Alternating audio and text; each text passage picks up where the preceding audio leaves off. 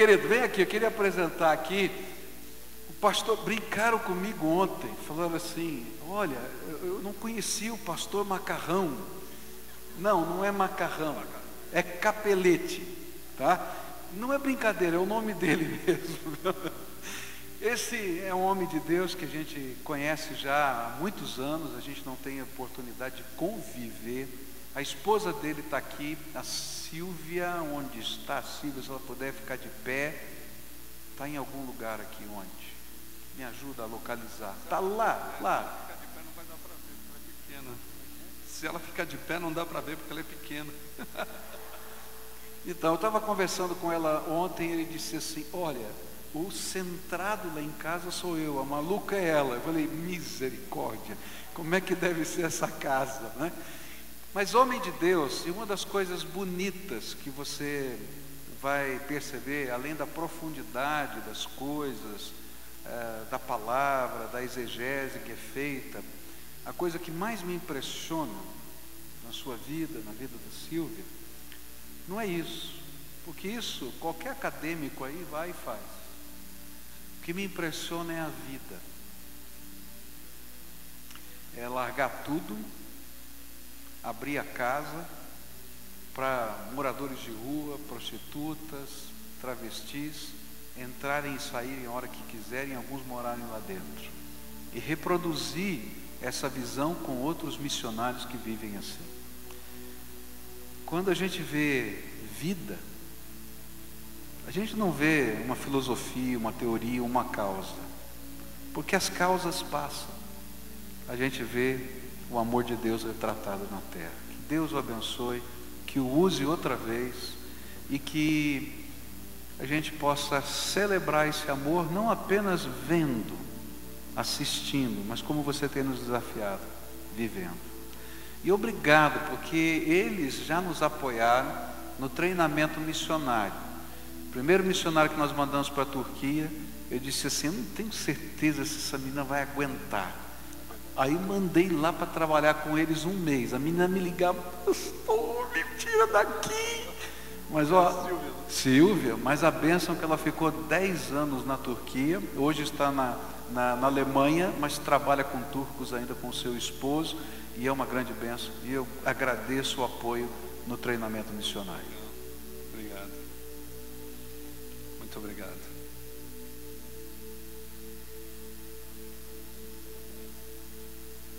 Bom, graça e paz do Senhor, amém? Acho que eu também tenho que agradecer essa igreja pelo apoio que vocês têm me dado nesses dias. Muito obrigado por receber a minha família. E também eu quero agradecer. Eu sei que esse pastor não está aqui, mas eu quero agradecer ao Nivaldo Nassif também, porque Nivaldo foi meu pastor. Esse homem foi usado por Deus para que eu pudesse ir ao ministério, e eu abandonei a engenharia da Volkswagen no tempo que ele era meu pastor. Minha esposa, ela abandonou a empresa como promotora de vendas, e até hoje Deus, Ele não nos abandonou. Até hoje Deus tem nos sustentado, e depois a gente viu várias coisas acontecerem, inclusive a Silvia, que é um milagre ela ter ido para a Turquia, e outras coisas que aconteceram na nossa vida. Ser missionário, talvez muitos de nós, não é acumular riquezas, não é conquistar uma posição social, muitas vezes. E eu tenho experimentado que cada dia que eu perco algo, eu posso saber que eu estou ganhando a minha vida. Então parece que tem um texto que está escrito da seguinte forma: que quem não perder a sua vida não pode encontrá-la. Então eu e minha esposa, nós temos experimentado isso. Quando eu escuto alguns falando que Começaram como pastor, depois passaram a bispo, depois passaram a apóstolo, depois as suas mulheres viraram apostila e os seus filhos viraram livretos. Eu fico preocupado.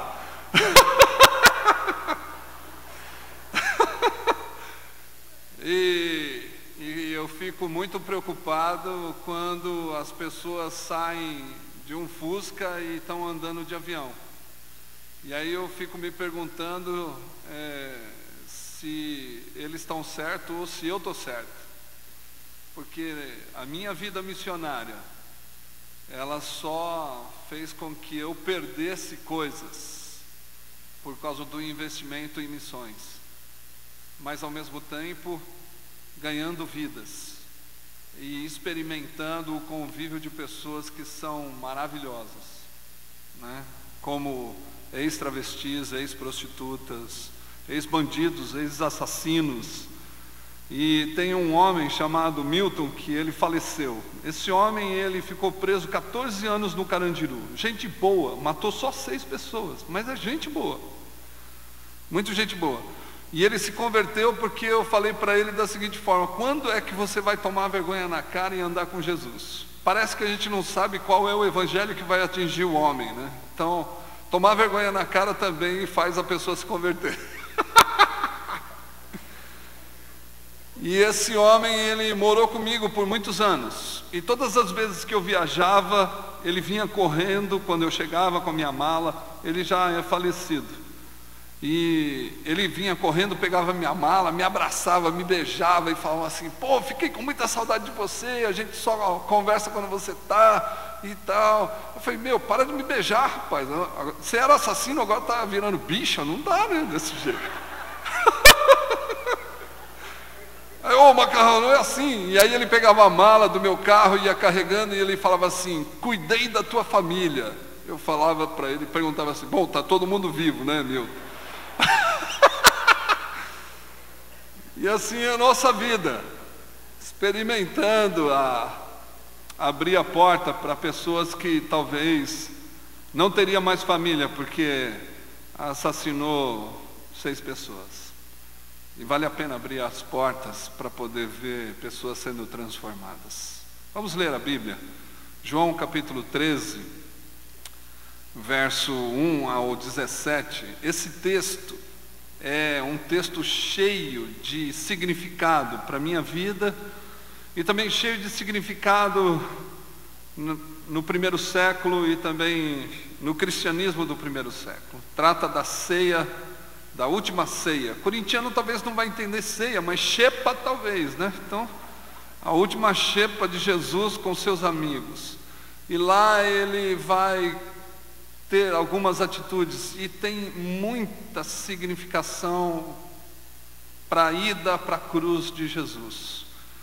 E eu acredito que amar, como eu disse aqui, é manifestar a pessoa de Jesus em atitudes, ações e de uma forma prática. O amor não pode ser adjetivado por muitos, mas tem que trazer atitudes concretas para ser amor. Então nós vamos ver isso aqui, tá bom? Vamos ler a Bíblia. Diz assim: ora, antes da festa da Páscoa, sabendo Jesus que chegada a sua hora de passar desse mundo para o Pai, é João 13, verso 1 a 17. Tendo amado os seus que estavam no mundo, amou-os até o fim. Durante a ceia, tendo já o diabo posto no coração de Judas Iscariotes, filho de Simão, que traísse a Jesus, sabendo este que o Pai tudo confiara às suas mãos, e que ele viera de Deus e voltava para Deus, levantou-se da ceia, tirou a vestimenta de cima e, tomando uma toalha, cingiu-se com ela. Depois deitou água na bacia e passou a lavar os pés aos discípulos e a enxugar-nos com a toalha com que estava cingido. Aproximou-se, pois, de Simão Pedro, e esse lhe disse: Senhor, tu me lavas os pés a mim? E respondeu-lhe Jesus: o que eu faço não o sabes agora, compreendê-lo-ás depois. E disse-lhe Pedro: nunca me lavarás os pés. E respondeu-lhe Jesus: se eu não te lavar os pés, não tem parte comigo. Então Pedro lhe pediu: Senhor, não somente os pés, mas também as mãos e a cabeça. E declarou-lhe Jesus: quem já se banhou não necessita de lavar senão os pés, quanto ao mais, está todo limpo. Ora, vós estáis limpos, mas não todos. Pois ele sabia quem era o traidor, e por isso que disse: nem todos estáis limpos. Depois de ter lavado os pés, tomou as vestimentas e, voltando à mesa, perguntou-lhes: compreendeis o que vos fiz? Vós me chamais de mestre e senhor, e dizei bem, porque eu sou. Ora, se eu, sendo mestre e senhor, o lavei os pés, também vós deveis lavar os pés uns dos outros, porque eu vos dei o exemplo, para que, como eu vos fiz, façais vós também. Em verdade vos digo que o servo não é maior do que o seu senhor, nem o enviado maior do que aquele que o enviou. Ora, se sabeis estas coisas, bem-aventurados sois, se as praticardes. Amém? Vamos orar. Querido Deus, nós te agradecemos pela oportunidade que nós temos de estar aqui novamente. Te agradecemos, Senhor, pela oportunidade de falar da tua palavra, que é rica e que traz, Senhor Deus, vida ao nosso coração e que nos desafia todos os dias a viver uma vida mais parecida com o Senhor. Por isso, Deus, no nome de Jesus, nos ajuda a ter uma vida que vai mostrar Jesus para o mundo, aonde nós estivermos, seja no mais distante do ponto geográfico, ou seja no mais distante, Senhor Deus, de pessoas esquecidas próximas de nós, e que nós possamos ver a tua mão bondosa, querida, estendendo, Senhor, a nossa mão para poder tocar naqueles que necessitam, para a glória do Senhor. Amém. A história se dá em Jerusalém. João é um dos homens que mais leva Jesus para Jerusalém. Então aqui ele está em Jerusalém, ele vai logo para a cruz, mas antes de ir à cruz ele resolve tomar a ceia e fazer a Páscoa com os seus discípulos. E uma das coisas interessantes que acontece é que ele entra na sala, e Joaquim Jeremias, no livro Jerusalém no Tempo de Jesus, ele diz da seguinte forma: aonde o Rabi ia, ou o Rabone ia tomar ceia ou ensinar, as portas e as janelas deveriam de ficar abertas para todo o povo ouvir e ver o que ele ia ensinar naquele dia. Então as portas, as janelas daquela sala estavam abertas, e todo mundo pôde participar de alguma forma do ensinamento de Jesus e o que ele ia fazer. Então a mesa em si não era uma mesa reta, onde todo mundo tinha uma cadeira e podia sentar. A mesa era em U, e o Rabi sempre sentava no meio desse U, e os discípulos sentavam em volta, e não tinha cadeira, então eles sentavam sobre os seus calcanhares, ou então debruçado nos seus ombros. E dessa forma eles comiam a ceia, porque a mesa era muito baixa. E naquela sala também, em todas as salas de pessoas que cediam para poder jantar ou fazer a ceia, tinha um escravo, e aquele escravo era um escravo que não tinha qualidade mais nenhuma, era um escravo doente que muitas vezes não tinha condições mais nenhuma de atuar como escravo. Então o senhor desse escravo colocava ele na sala, no canto da sala, junto com a bacia e junto com a jarra de água e a toalha, para que quando fossem jantar, o escravo poderia lavar os pés enquanto as pessoas jantavam. Por que era costume fazer dessa forma? Porque Israel, no primeiro século, não tinha banheiro público, e as pessoas andavam muito a pé, percorriam vários quilômetros a pé. E como não tinha banheiro público, então algumas pessoas, eles faziam as suas necessidades fisiológicas no caminho. Então imagina os discípulos andando no caminho, e como não tinha sapato para tirar, e era uma sandália de couro, muitas vezes eles pisavam em coisas duras que no meio era mole, né? Então imagina, né? E aí entrava no dedo das pessoas, e como a caminhada era longa, o odor ia aumentando. Então endurecia as necessidades fisiológicas, e ali o cheiro aumentava. Por isso que o costume era de lavar os pés enquanto eles tomavam a ceia, porque o odor era muito forte. Imagina um monte de homens sentados juntos, cheirando mal, então não dá para comer direito. então tem que ter um escravo para poder lavar o pé.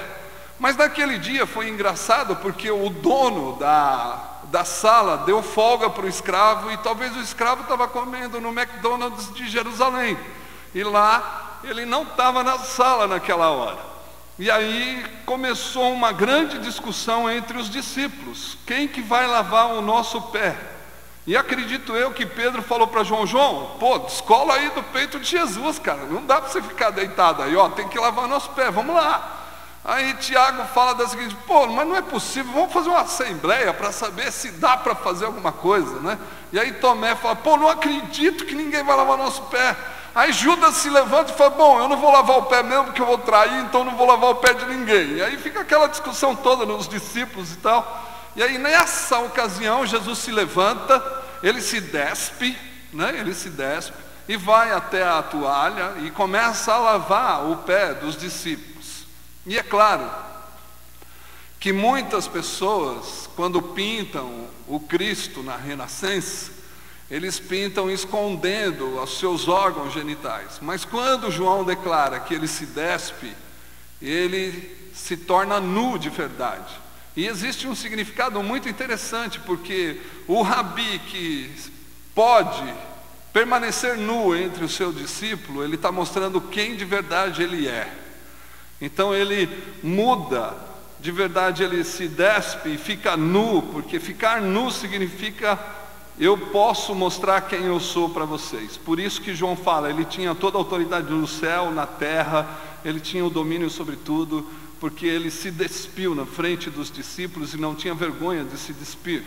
Então Jesus, ele tira, fica nu. Talvez o corintiano nem entenda despir, né? Ficar pelado, é isso, para o corintiano.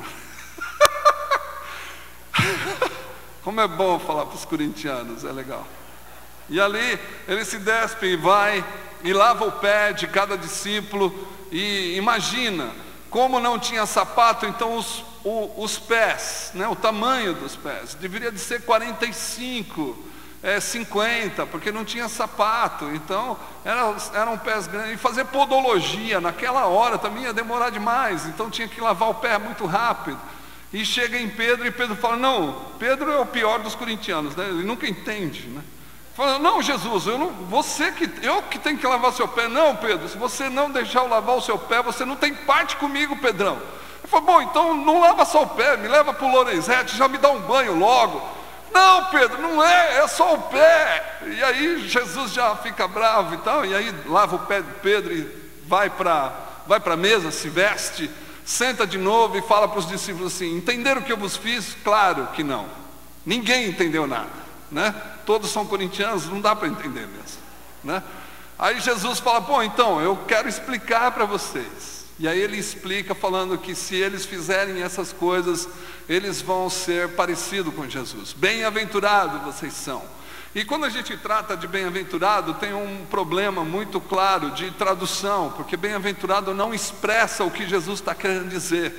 Nesse texto, bem-aventurado significa, não tem em português uma palavra que significa enceusado, tem infernizado, mas enceusado não tem. Então é essa a palavra. Se vocês tiverem essas atitudes, o céu virá para dentro de você. Essa é a ação que Jesus quer que os discípulos tenham. Atitudes que vão fazer com que você seja transformado num promotor do céu. Que o céu more em você, porque no céu não existe diferença de posições sociais. Existe sim que todos podem ser igual. Por isso que ele fala: aquele que enviou e o enviado não é maior do que o seu Senhor.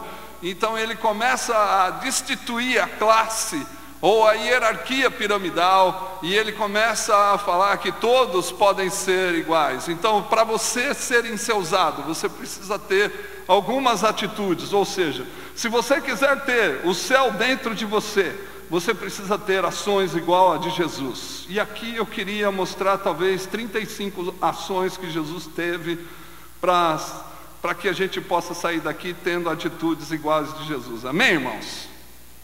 Olha, então amanhã é feriado, né? A primeira delas, que João relata aqui no capítulo 13, ele diz da seguinte forma: e Jesus amou os seus e amou-os até o fim.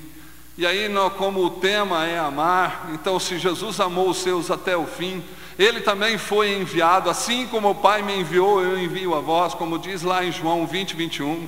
Ele foi enviado para amar o mundo que estava afastado e abandonado pela humanidade. Então Deus olha e não vê amor na humanidade, então Deus pega o seu Filho e envia o seu Filho à humanidade, à terra, para Ele poder amar pessoas. Então Jesus, Ele tem um chamado de amar, e o amor dele não pode terminar, Ele é até o fim, Ele ama até o fim. E muitos ficam pensando o que seria amar até o fim. É claro que eu, como seminarista que fui um dia e que gostaria muito de ser um excelente pregador, a gente poderia falar que amor é um amor incondicional, sacrificial. Mas quando a gente começa a perceber que o amor, ele começa a perder a transcendência por causa todos esses temas e dessas definições, a gente parece que está falando de um Deus muito longe. Mas quando a gente começa a andar com pessoas, a gente vai perceber que o amor tem que ser até o fim. Então Jesus, Ele amou os seus e amou até o fim. E amar é dar o direito da pessoa não me amar. Isso é amor. Todos os missionários que vão ao campo precisam ter isso como essência da vida. Porque se não tiver, ele não vai suportar o campo dos muçulmanos, os hindus, ou qualquer parte do mundo que ele for. Se ele não der o direito da pessoa não amá-lo e ele continuar amando, ele vai se perder no caminho de missão. Então João, ele está falando da seguinte forma: essa é a estratégia, nós temos que colocar o céu dentro de nós, e nós só podemos amar até o fim quando o céu estiver dentro da gente. E quando o céu está dentro da gente, nós temos condições de amar e dar o direito da pessoa não nos amar. E isso nós podemos ver na Bíblia toda, de Gênesis a Apocalipse, Jesus dando a oportunidade das pessoas não amá-lo, e Ele continua amando.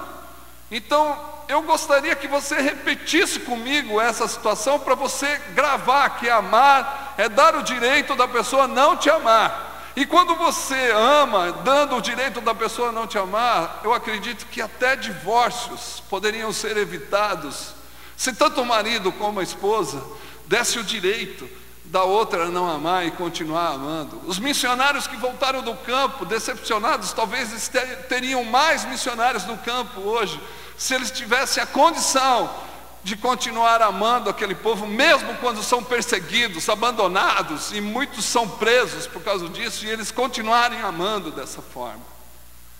Então amar é dar o direito da pessoa não nos amar. Vamos repetir isso comigo? Amar é dar o direito da pessoa não te amar. Vamos ficar de pé. Vai, gente. Beleza? Agora você dá um abraço bem forte no teu irmão e fala assim: eu te amo, meu irmão.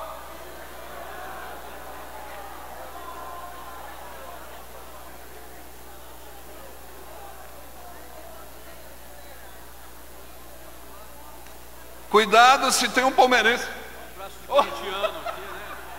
Corintiano ama, mesmo que um palmeirense não ama. Olha. Aí beleza, gostoso. Agora você sai do seu lugar e vai abraçar uma pessoa que você não ama, ou a pessoa que é sua inimiga. Vamos lá. Corintianos, aproveitem e abraçar os palmeirenses agora. É isso, pode sentar.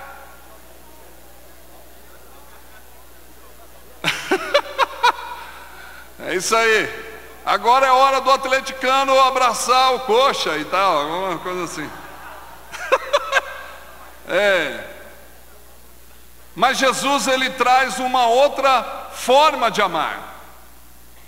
Jesus, ele mostra nesse texto em João que ele não estava amando aqueles que o amavam, mas ele estava amando aqueles que iam traí-lo.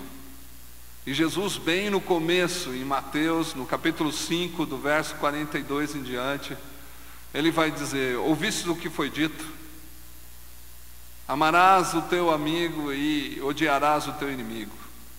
Eu, porém, vos digo: amai aquele que te perseguem e ore por eles.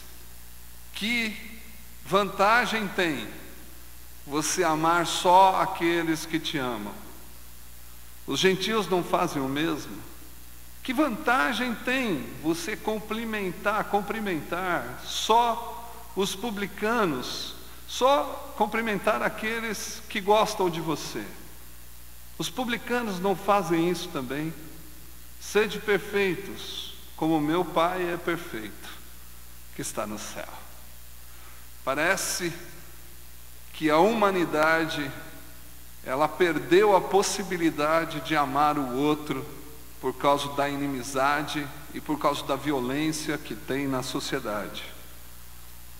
Mas Deus tomou para si o amor e mostrou através da vida de Jesus que e que existe condições de eliminar a inimizade que existe entre qualquer povo. As guerras que acontecem é porque existe inimizade. Jesus aqui, ele está querendo terminar com as justificativas e as condenações por causa de pessoas que nos maltrataram, que nos perseguiram, que nos abandonaram. Jesus, quando ele fala em amor, ele está falando na essência de eliminar o mal. E Paulo, quando ele fala sobre isso, ele vai falar assim: olha, se o teu inimigo tiver sede, dá de beber para ele. Se ele tiver fome, dá de comer para ele, porque fazendo isso vai aumentar as brasas que estão na cabeça dele. E assim ele fala da seguinte forma, em Romanos 12, ele vai falar assim: vença o mal com o bem. Então, uma das coisas que Jesus ele está mostrando para os discípulos, amando até o fim, é porque ele ama, mesmo que esses discípulos não entenderam o amor e não deram o mesmo amor que ele dava para os seus discípulos. Então isso significa que nós temos que amar aqueles que não nos amam, porque assim nós vamos eliminar a nossa violência e eliminar a violência do outro.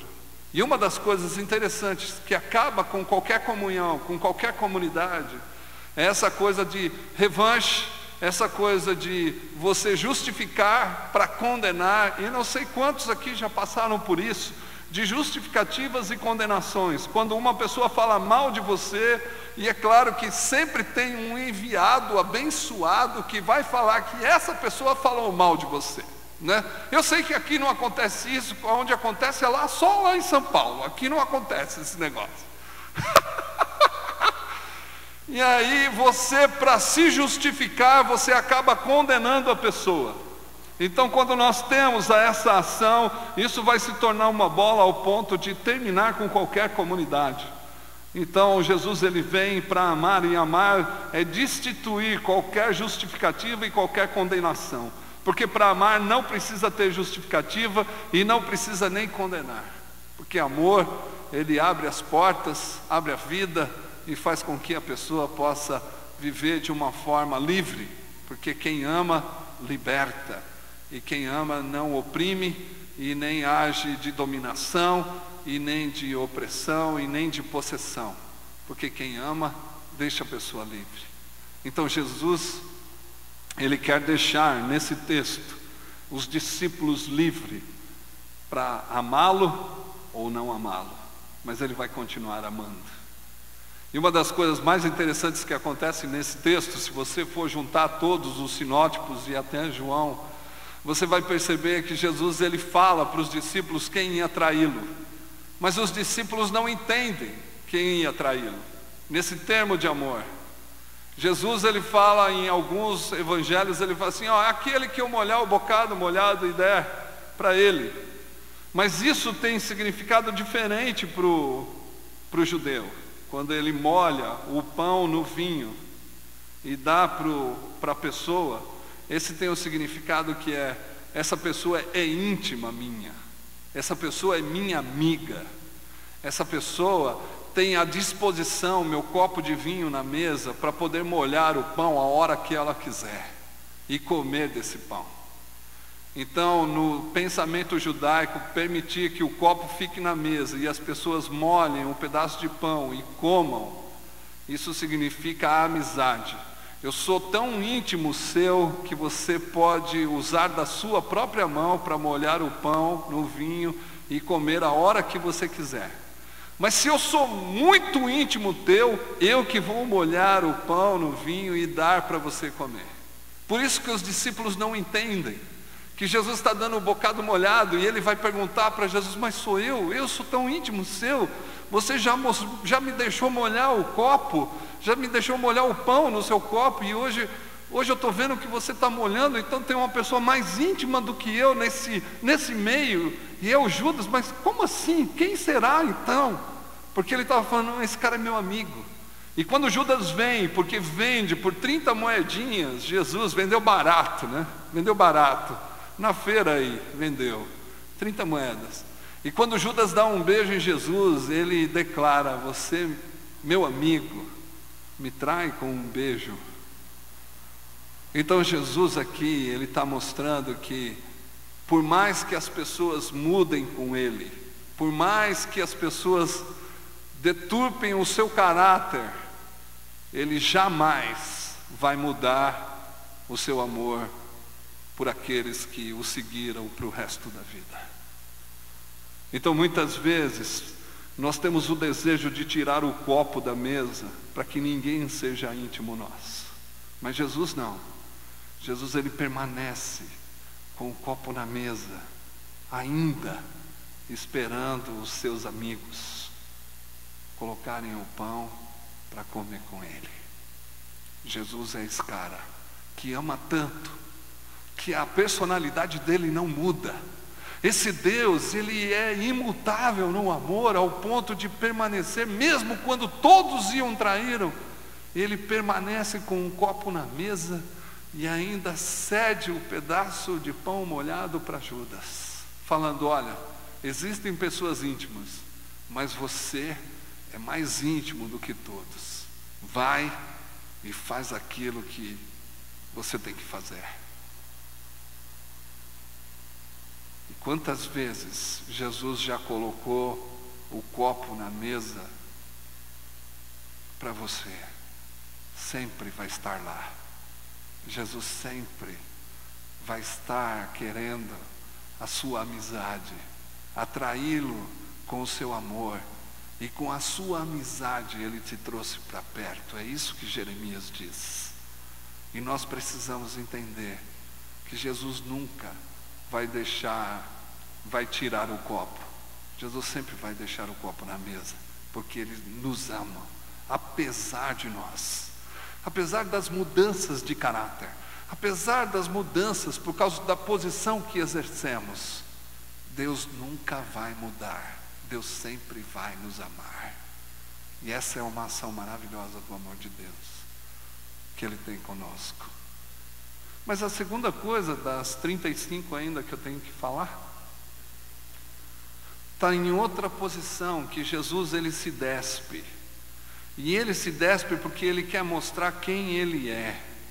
E muitas vezes nós não queremos mostrar quem somos, e nós nos fechamos, nós criamos muros em volta de nós para que ninguém perceba quem somos. Mas vale a pena nós abrirmos os muros, as portas, para que todos vejam quem somos. E dessa forma é a vida cristã. As pessoas precisam entender quem eu sou, eu preciso entender quem você é, para eu poder te respeitar e você me respeitar, e vivermos juntos, repartindo o pão, ao ponto de falar que eu sempre vou te dar mais uma oportunidade para você poder se relacionar comigo. E missões nada mais é do que você sempre abrir a sua vida, se desnudar, para que todo mundo possa ver que você é igual a um homem qualquer, porém tem alguém dentro de mim falando que eu posso amar através dele.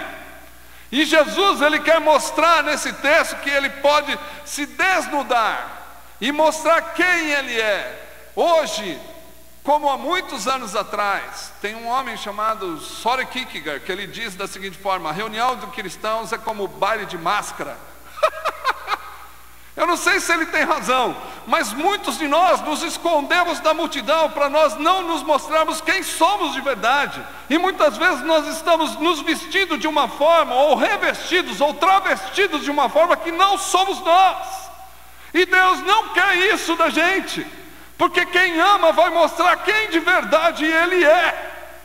Não adianta você falar para mim, e minha esposa ela tem uma expressão que é muito antiga, é um jargão muito antigo, mas vale a pena, porque eu sou um homem que vivo no céu, parece, né? Eu só estou olhando lá na frente, o futuro, e para mim quando a pessoa chega, ela é a melhor pessoa do mundo, vai me ajudar. E ela fala para mim assim: já comeu 1 quilo de sal com ele?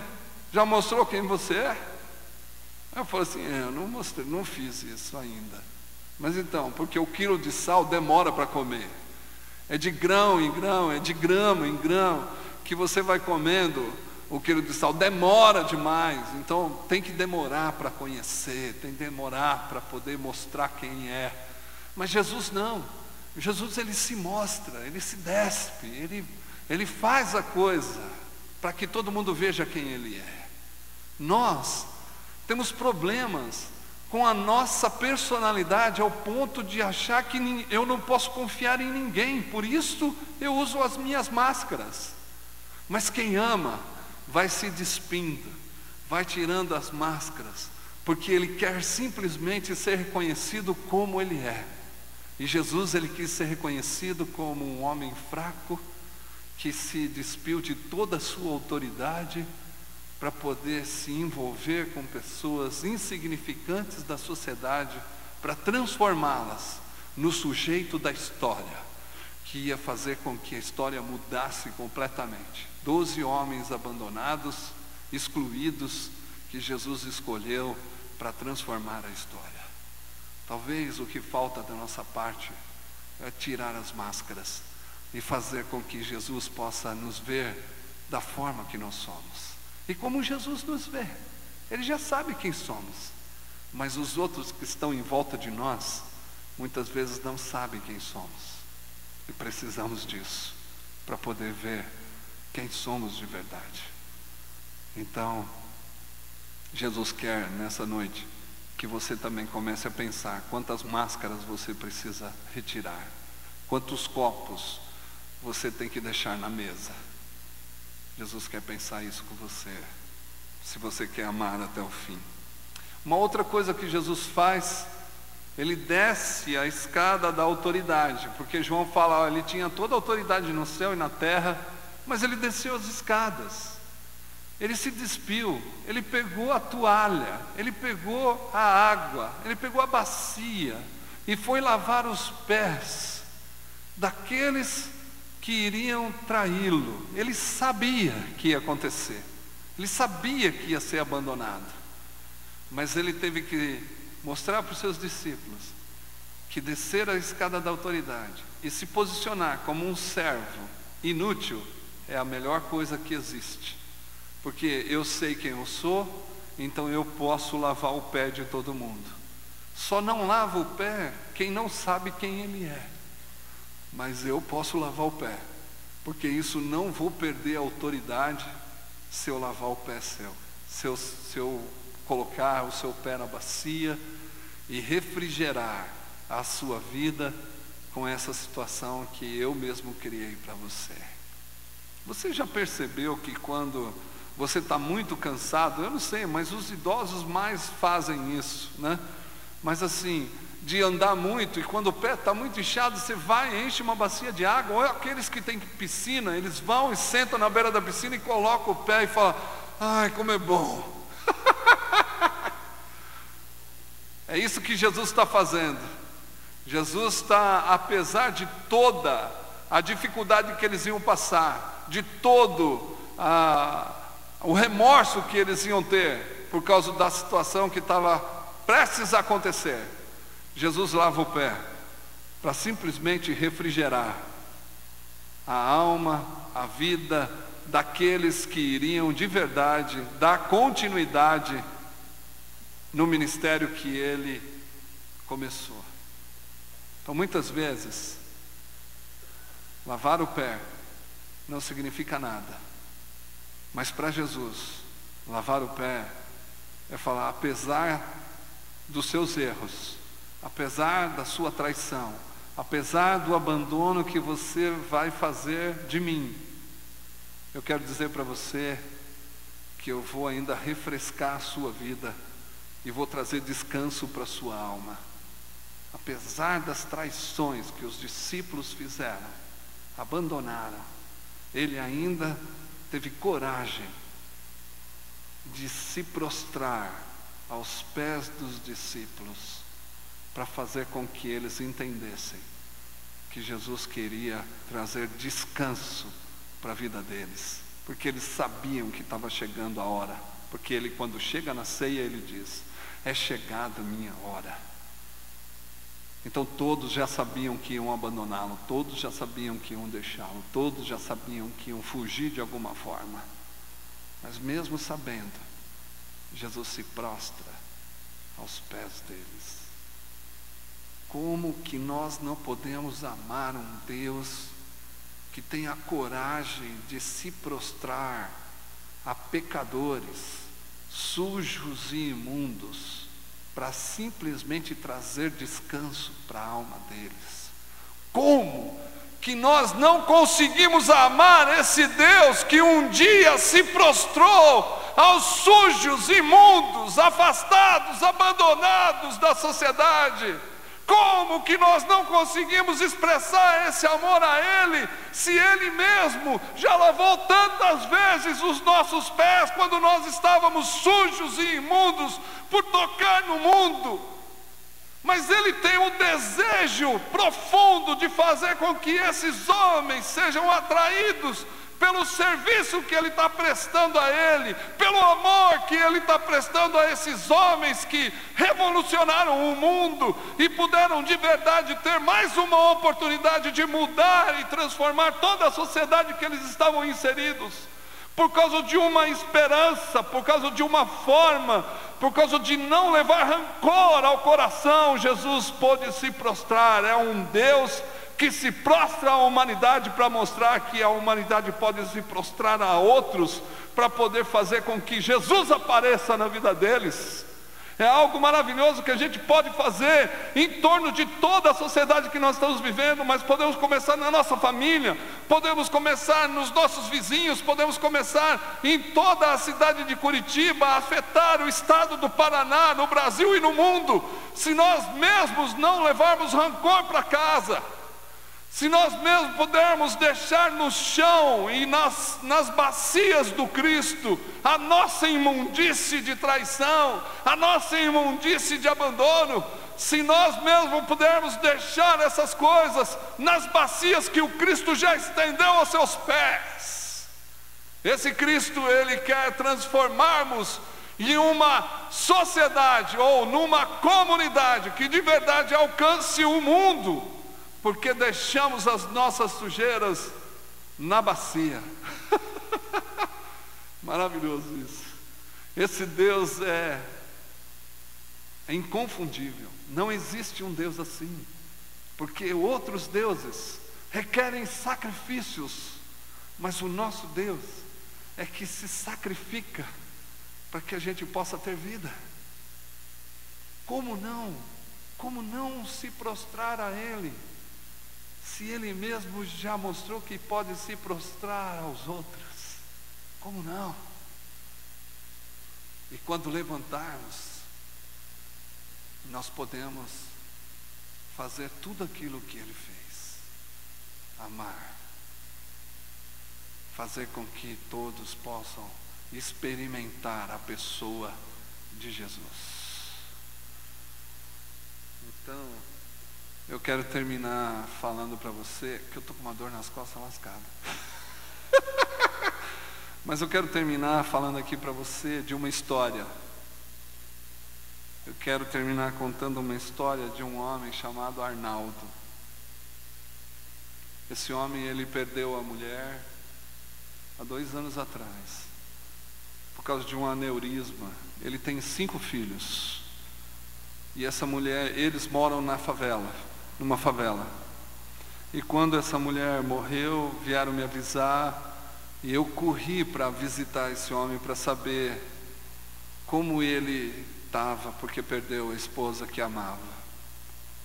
E ele estava muito triste, chorando. E quando eu entrei na casa, eu fui abrir a porta, eu percebi que não tinha porta. Quando eu olhei para o teto, não tinha teto. Quando eu olhei para o banheiro, não tinha banheiro. Quando eu olhei para a cozinha, não tinha mesa, tinha um cano com uma torneira. E eu comecei a olhar e falei assim, meu Deus, achei a casa que era muito engraçada, não tinha teto, não tinha nada. Foi isso que eu falei.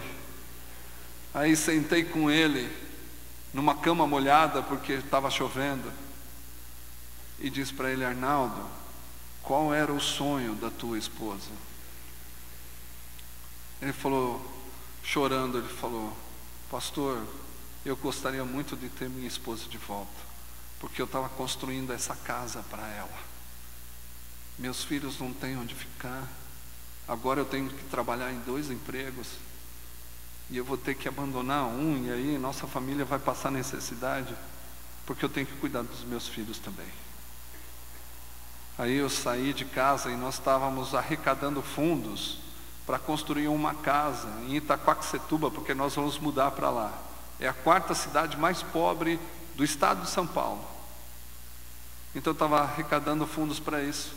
Cheguei na minha casa e falei assim, nós vamos construir a casa. Minha mulher, poxa, que legal, vamos construir. Não, mas não é a nossa, é a casa do senhor Arnaldo, a gente não pode deixar ele assim. Eu falei, como? Vamos tirar da onde? Eu falei, não sei, mas nós vamos construir. E aí nós começamos a construir a casa do senhor Arnaldo, e todos que passaram pela casa do senhor Arnaldo, eu falava para eles assim, não é para falar de Jesus para ele. Aí eles falaram, mas eu sou crente, eu tenho que falar de Jesus. Eu falei, não, você tem que viver Jesus lá na casa do senhor Arnaldo, mas falar você não vai falar. Então tá bom, pastor, não vou falar. Aí ficava lá, e todo mundo que foi nunca falou, mas sempre mostrou na pessoa de Jesus o amor que Jesus tem pelo seu Arnaldo, pelos filhos do seu Arnaldo. E nós começamos a levantar a casa. Aí nós tínhamos dinheiro para comprar móveis, compramos os móveis, todos bonitos, lindos, construímos um sobrado de 3 metros, de 3 quartos, sala, cozinha, banheiro. Se parece que você está pensando numa mansão, não, é 2,5 por 15, né? Então é 50 metros quadrados, tem tudo lá, né? E aí nós entregamos a chave para ele. Seu Arnaldo, está aí a chave, o sonho da sua esposa. Você vai poder continuar trabalhando, porque Jesus quer que você faça isso. Vai lá, mora lá, Deus te abençoe. E nós saímos. Depois de uma semana, ele veio me encontrar na escola. Ele falou, pastor, vamos comer um cachorro-quente? Eu falei, vamos, estou feliz, né? O cara vai pagar. Que nada, paga aí, pastor, a gente come. Eu falei, tá beleza, sou eu de novo. Pagamos cachorro-quente, comemos. E ele disse assim, pastor, eu aceitei Jesus. Eu falei, como assim, cara? Ninguém falou de Jesus para você. Não, eu aceitei. Não era para aceitar? Eu falei, não, lógico que era, tem que aceitar. Eu falei, mas por que você aceitou, Arnaldo? Sabe por quê, pastor? Porque quando eu abri a porta da minha casa, eu lembrava que uma pessoa que ama tanto Jesus me deu essa porta. Quando eu andava pela sala da minha casa, e eu chegava até a geladeira, eu olhava para a geladeira e falava, puxa, alguém que ama Jesus me deu a geladeira. Ele abria a geladeira e falou assim, alguém que ama Jesus me deu tudo isso que está dentro da geladeira. Subia as escadas, abria a porta do quarto, deitava no quarto e falava assim, puxa, alguém que ama Jesus me deu essa cama. Todo lugar que eu ia, pastor, eu via a pessoa de Jesus. Eu não pude suportar, eu tive que sair da minha casa e ir numa igreja perto da minha comunidade lá e entregar a vida para Ele. Falei, então, que bom que nós podemos resgatar pessoas servindo e fazendo com que elas possam descansar das aflições, das traições, das dificuldades, dos problemas, colocar a bacia para esses homens e para essas mulheres e lavar os pés, talvez seja colocar uma casa para que ele possa ter segurança, para que ele possa viver melhor.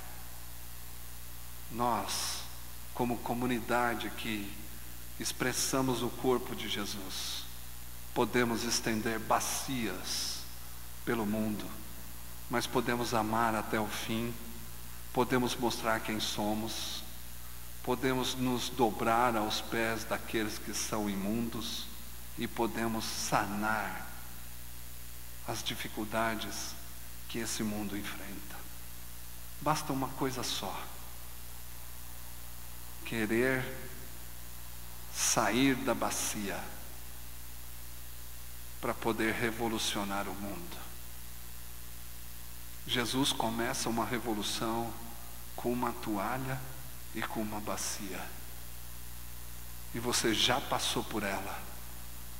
Então cabe a nós, como comunidade que expressa o corpo de Jesus, amar até o fim, deixar o copo na mesa, se dobrar àqueles que estão sujos, que um dia vão nos trair, vão nos abandonar e vão nos condenar.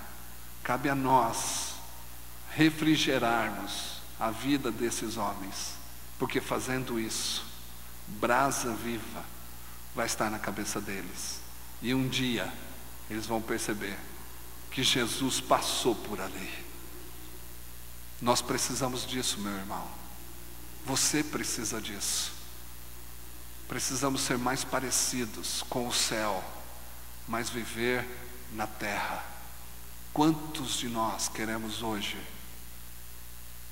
deixar as sujeiras na bacia? Essa é a pergunta.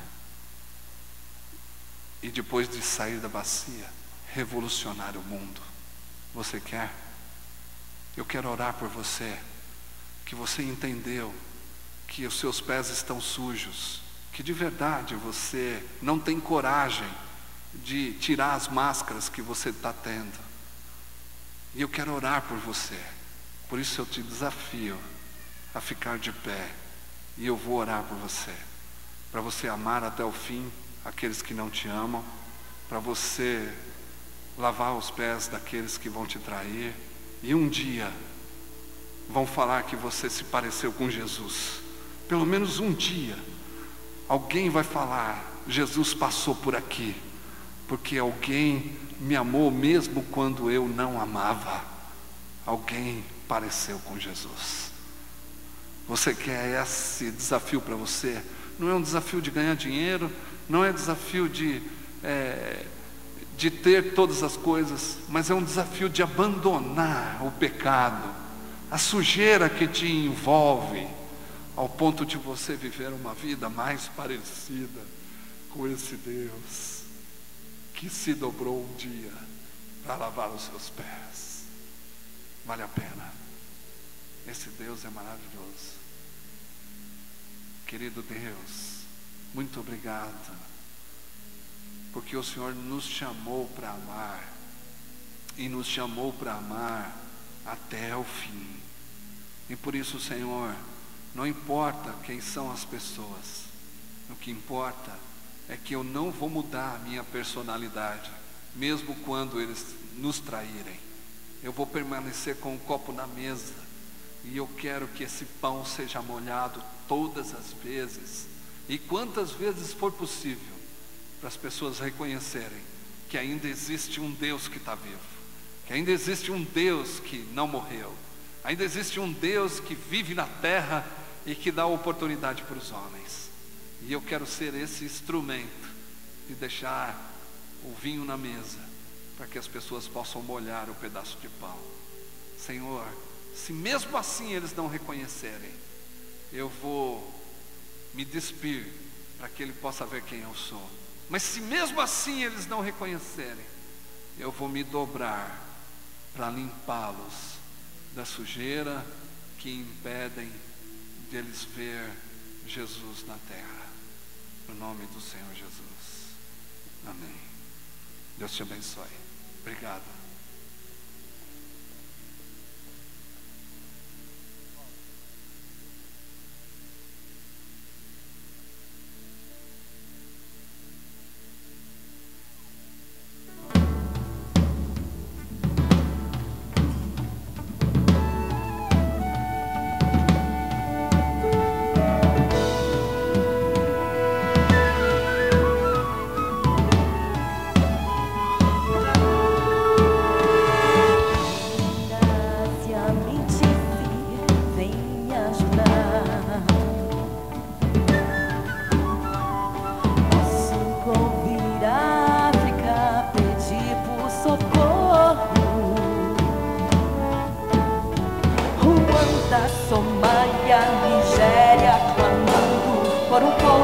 de amor.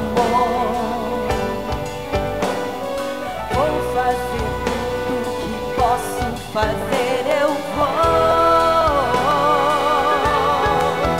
Tenho muito pra dar, eu vou. O Evangelho pregar. Como ouvirão se não há quem pregue? Como pregar se ninguém se dispõe a ir? Como crerão naquele de quem nada ouviram? Eis-me aqui, eu vou. Eis-me aqui, Senhor. Eis-me aqui,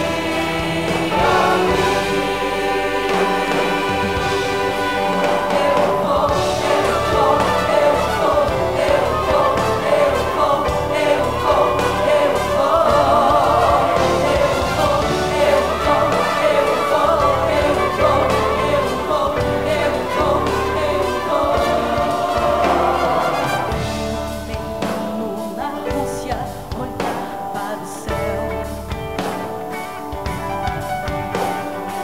O Salvador tá chorando por salvação. Romeia, Arábia Saudita, o Iraque esperam por nós. Colômbia, Indonésia, Albânia, pra China eu vou. Pelo chão do Brasil eu vou. Deus me quebra as nações. Como virão se não há quem pregue?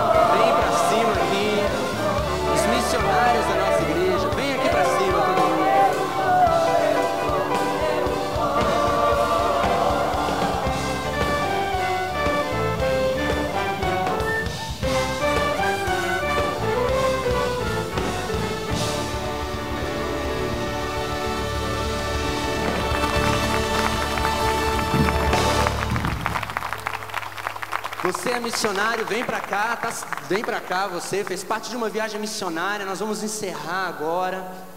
Daqui a pouco você vai ter cantina ali, tem pizza esperando você, tá com fome, vai lá, cantina missionária, daqui a pouquinho, tem a trilha também, mas a gente quer orar com todos os nossos missionários. Você faz parte do Ministério de Missões, fez parte da organização do missionário, vem para cá também você. Nós queremos orar, encerrando esse missionário e dizer: estamos aqui, Senhor, eis-me aqui.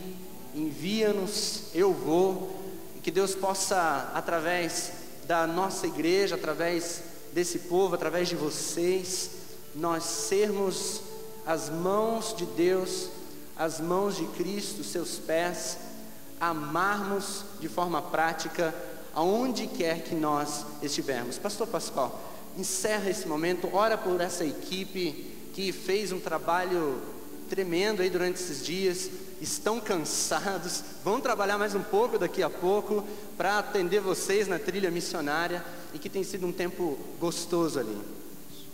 Não sei se o Albert está aqui, tá por aí, será? Está lá embaixo hoje? Hoje é aniversário do Albert também. Eu queria agradecer a Deus pela vida dele, né, que trabalha nos bastidores e que tem encabeçado um outro projeto missionário, que é a televisão aqui. 24 horas pregando Jesus todo dia. Se Deus quiser, se você orar, até o final de outubro vai entrar no ar, em nome de Jesus, tá? Ora por isso, tá? Gente, apareceu tanta coisa, tanto problema, tanta batalha, mas em nome de Jesus estamos vencendo e vamos dar certo, em nome de Jesus, até o final de outubro. Não está aí não, né? Então, estende a tua mão para o céu, porque agora quem está sendo comissionado é você. Eis-me aqui, eu vou para onde?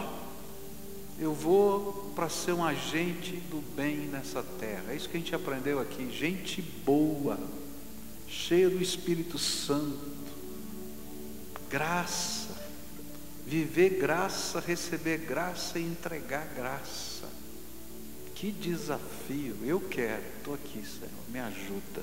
Você concorda? Levanta a tua mão aí, pede: Senhor, me dá graça, para eu viver graça, ser gente boa, que as pessoas possam ver no meu jeito de falar, viver, cuidar, olhar, dividir, repartir o amor de Jesus. E aí vai ser tão fácil falar que Ele é o Salvador. Querido Senhor, nós estendemos a nossa mão para o céu, porque o desafio que ouvimos aqui essa semana foi esse: eu sou aquele que o Senhor quer usar nessa terra. Tua boca, a tua mão, teus pés, teus olhos.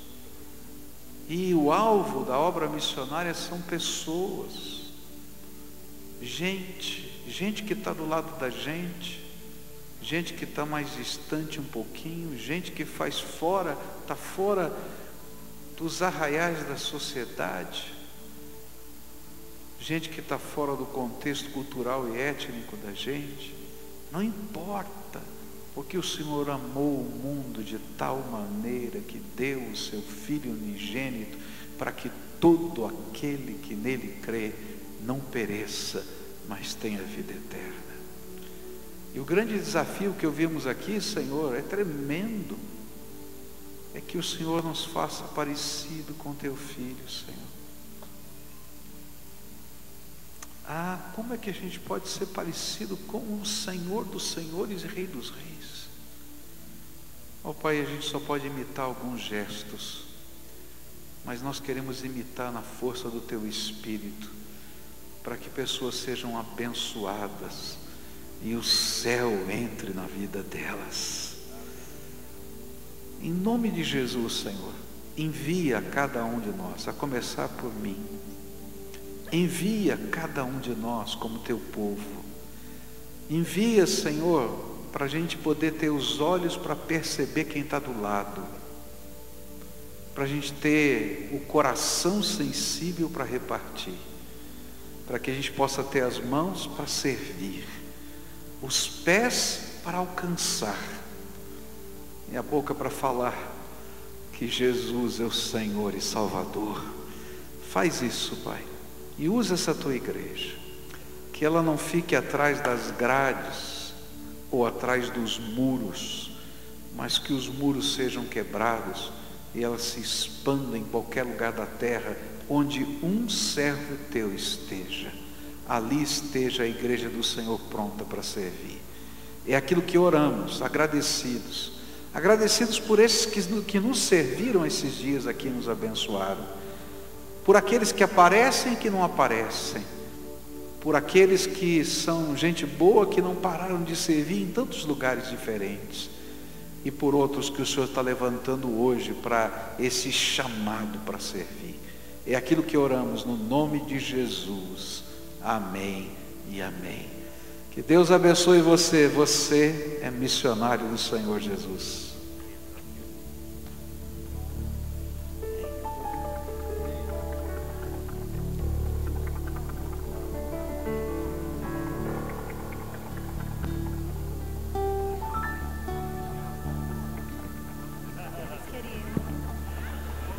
Daqui a 10 minutos vai formar fila para a trilha missionária.